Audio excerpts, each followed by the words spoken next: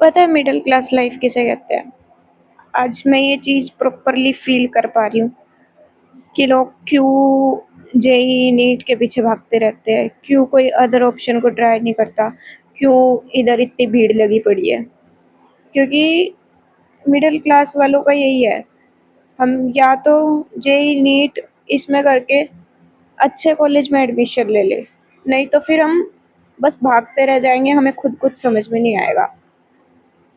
मैं मैंने अपनी 12th 2024 में ख़त्म कर ली एंड अभी 2026 में 2 ड्रॉप लेने के बाद भी मैं इस हालात में हूँ कि मुझे सीयूईटी से कॉलेज जाना पड़ रहा है। एंड तुम सोचो कि जब सीयूईटी से कॉलेज जाना था तो फिर सीधा 12th के बाद भी जा सकते थे। एंड सबसे बड़ी दिक्कत पता है क्या? मैंने अभी 1 घंटे मेरी फ्रेंड से बात करी तो मुझे रियलाइज़ हुआ कि जितना आसान मुझे लग रहा है उतना आसान नहीं है। मैंने सोचा था कि कोई बात नहीं, नहीं हुआ नीट तो कोई बात नहीं, मुझे एट द एंड जाना तो है ही कॉलेज, सीयूईटी से जाऊँगी। बट अब मुझे रियलाइज़ हो रहा है कि इतना आसान नहीं है, क्योंकि वहाँ डीयू की फ़ीस ही 1 लाख से भी ज़्यादा आएगी, कम से कम 1 साल की एक्सपेंस 1 लाख से भी काफ़ी ज़्यादा आएगा। And we can't afford it, middle class वाले इतना अफोर्ड ही नहीं कर सकते।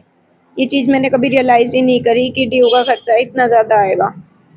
मुझे पता था, बट कहीं न कहीं मैंने ये सोचा था कि अ, थोड़ा बहुत अप डाउन करके काम चल जाएगा, क्योंकि मेरी मौसी हर भी उधर रहते हैं बट प्रॉपर दिल्ली में नहीं रहते। तो मैंने सोचा था कि हाँ, थोड़ा बहुत अप डाउन करके, बट अब मुझे रियलाइज़ हो रहा है कि अगर मुझे अप डाउन ही करना है डीयू में जाके भी तो फिर क्या फ़ायदा ऐसे कॉलेज का? मतलब मैं सिर्फ़ कोर्स कर रही होंगी एक नॉर्मल, ना मैं कुछ एक्सप्लोर कर पाऊँगी, ना मैं कुछ हॉस्टल लाइफ़ देख पाऊँगी। मैं सिर्फ़ वही चक्कर काट रही होंगी, जैसे नॉर्मल कॉलेज के चक्कर काटते हैं। इसके अलावा मुझे नहीं पता, क्योंकि मेरे भाई को भी अभी इसी साल कॉलेज जाना है। गलती मेरी ही है कि मैं 2 साल लेट हो गई। उसको तो इस साल जाना ही था, बट मैं 2 साल लेट हो गई। एंड अभी मुझे समझ में आ रहा है कि जो एवरेज बच्चा होता है वो कितना ज़्यादा पिसता है, कितना ज़्यादा। जो टॉपर्स होते हैं, जो बहुत रगड़ के, घिस के निकाल लेते हैं एग्ज़ाम, वो पहले अटेम्प्ट में ही वो चले जाते हैं। और हमारे जैसे एवरेज बच्चे रह जाते हैं। जो पैसे वाले होते हैं वो ड्यू कर लेते हैं आराम से, और हमारे जैसे मिडिल क्लास सोचते रह जाते हैं, हम चले भी जाए ना, ड्यू घर वाले कैसे भी करके दे भी दे पैसे, तो हम लोग यार ऐसे ना जी ही नहीं पाएँगे कभी वहाँ जाके, क्योंकि हम लोगों को ये गिल्ट रहेगा हमेशा कि मतलब घर वालों के पैसे लग रहे हैं, इतने पैसे लग रहे हैं।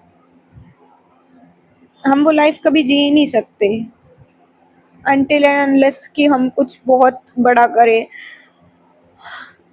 बट आई नो उसके लिए बहुत ज़्यादा मेहनत चाहिए अगर हमें सच में इस सिचुएशन से निकलना है।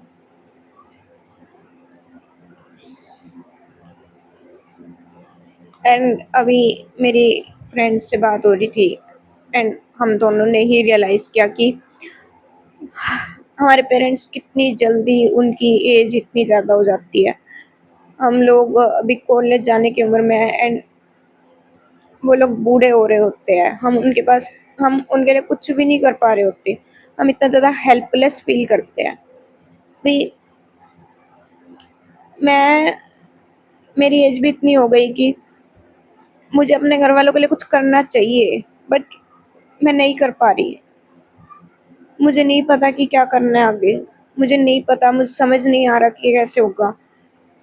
मैं ड्यू जाने का सोच भी रही हूँ तो मेरे दिमाग में हज़ारों सवाल चल रहे हैं। बस यही चल रहा है कि मैं तो चल जाऊँगी, पीछे से कैसे मैनेज होगा सब?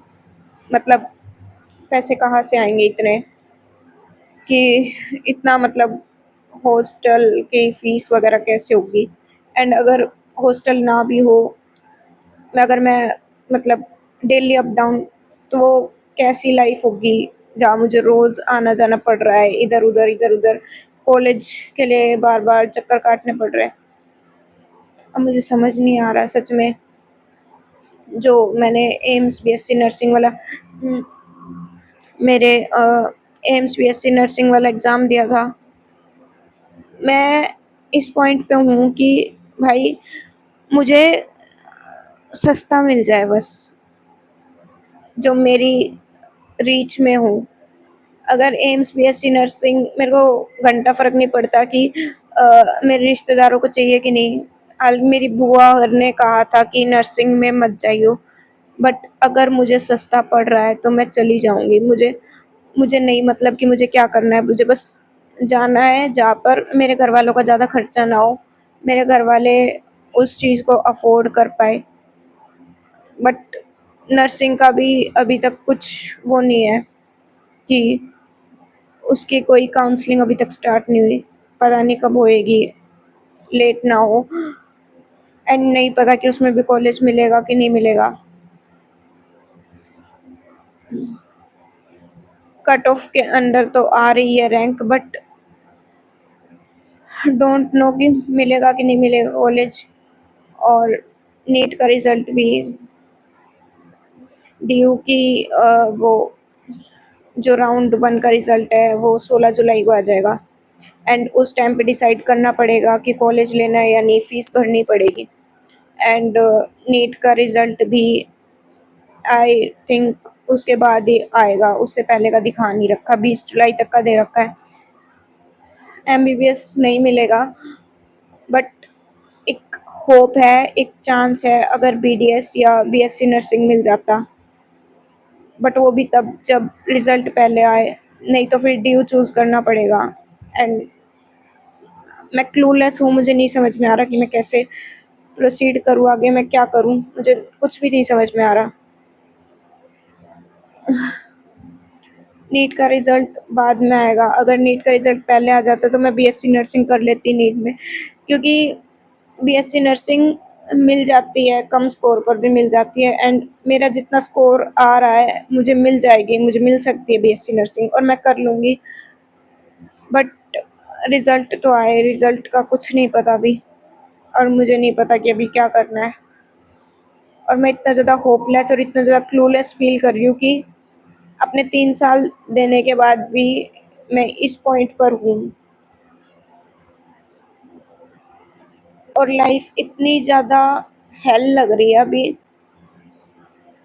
कि मैं इतनी ज़्यादा हेल्पलेस हूँ कि ना तो मैं अपने पेरेंट्स के लिए कुछ कर सकती, ना मैं अपनी फैमिली के लिए, ना मैं खुद के लिए कुछ कर सकती। मैं अपने लिए ही कुछ नहीं कर पा रही। कुछ नहीं समझ में आ रहा कि मैं अपना एक्सपेंस कैसे निकालूँ? मेरा एज़ सच कोई एक्सपेंस है ही नहीं।